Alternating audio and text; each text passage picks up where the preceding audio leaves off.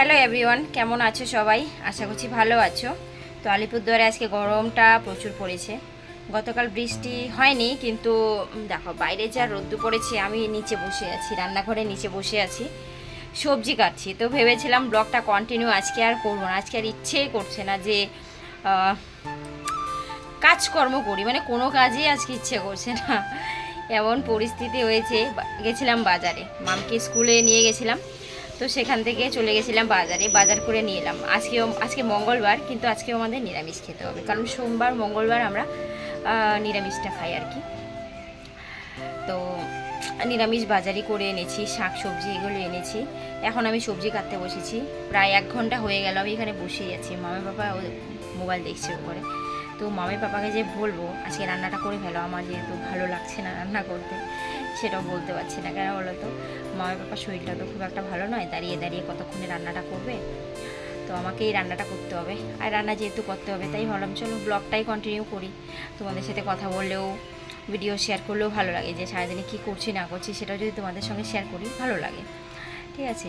তাই এই যে সবজিপাতি কাটলাম, ভাতটা অলরেডি হয়ে গেছে, ভাত আর পটল ভাজি হয়ে গেছে। তো পেঁপে সিদ্ধ দিয়েছি মামি বাবার জন্য। মামি বাবা পেঁপের বলছিল পেঁপে তরকারি করতে, কিন্তু বললাম যে না, আজকে পেঁপে তরকারিটা খেও না, আজকে তোমার জন্য পেঁপে সিদ্ধ করে দিই, মানে শর্টকাটে যা কিছু রান্না হয়। আর দেখো, গতকালকে পুঁই শাক এনেছিলাম বাজার থেকে, গতকাল এনেছিলাম। গতকাল রান্না করিনি, গতকাল অনেক কিছু করেছিলাম, তা আবার পুঁই শাকটা করবো তাই করিনি। আজকেও ভাবছিলাম যে করবো না, কিন্তু ভাবলাম যে এটা যদি আজকে রেখে দিই, ফ্রিজে থাকলেও সবজিটা নষ্ট হয়ে যাবে, সেরকম টেস্ট পাবো না। তো এদিকে পুঁই শাক কেটে রেখেছি, এই যে এইটা হবে সর্ষে দিয়ে পুঁই শাকের চচ্চড়ি। এটা আমিও খেতে ভালোবাসি, আর মাম তো অনেকটাই ভালোবাসি খেতে, মানে আমি যা যা পছন্দ করি সেটাও মাম পছন্দ করে, আর মামি পাপা যা যা পছন্দ করে সেটাও মাম পছন্দ করে। আর এদিকে দেখো, এই যে জল দিয়ে রেখেছে, কতটা ওয়েট হয়ে গেছে। মায়ের পাপাকে বলেছিলাম জল দিতে, দাও গামলা ভর্তি করে, এই দেখো পুরো গামলা টুকটুক করে জল দিয়েছে। এখানে সবজি কেটেছি, ডোগা দিয়ে, বেগুন দিয়ে, আলু দিয়ে, ডালের বড়ি দিয়ে একটা মাখো মাখো টাইপের একটা চচ্চড়ি করব। যেহেতু নিরামিষ, কি আর খাবো ভেবেই পাচ্ছিলাম না যে কি করব। চলো রান্নাটা করে ফেলি, পরে আবারও কথা হবে। এখন আর কথা বলতে পারছি না, এখন 1টা প্রায় বেজে গেছে, আমাকে তাড়াতাড়ি রান্নাটা করতে হবে। সঙ্গে থাকো তোমরা। তো আজ অনেক দিন পর ডালের বড়ি দিয়ে সবজি করছি, কোনো মশলা দিইনি, কাঁচা লঙ্কা চিড়ে দিয়েছি, আর এদিকে দেখো ডালের বড়িগুলো দিয়ে দিলাম, আর এদিকে ভাজা জিরে গুঁড়ো। তো সিম্পল রান্না, আর শর্টকাটে করেছি, আর দেখতে কি দারুণ লাগছিল। জানি না খেতে কেমন হবে, খেলে বোঝা যাবে, কিন্তু মায়ের বাবা দেখে বলে কি না, অনেকটা টেস্টি হবে মনে হচ্ছে। চলো এখন ঢেকে দিলাম, কিছুক্ষণ ঢাকনা বন্ধ করে রাখার পর নামিয়ে নিয়েছি। এদিকে পটল ভাজি, মা বাবার জন্য পেঁপে সেদ্ধ, আর এদিকে দেখো আমার জন্য হয়েছে পুঁই শাকের তরকারি, আর এদিকে মা বাবার জন্য ডোগা দিয়ে সবজি।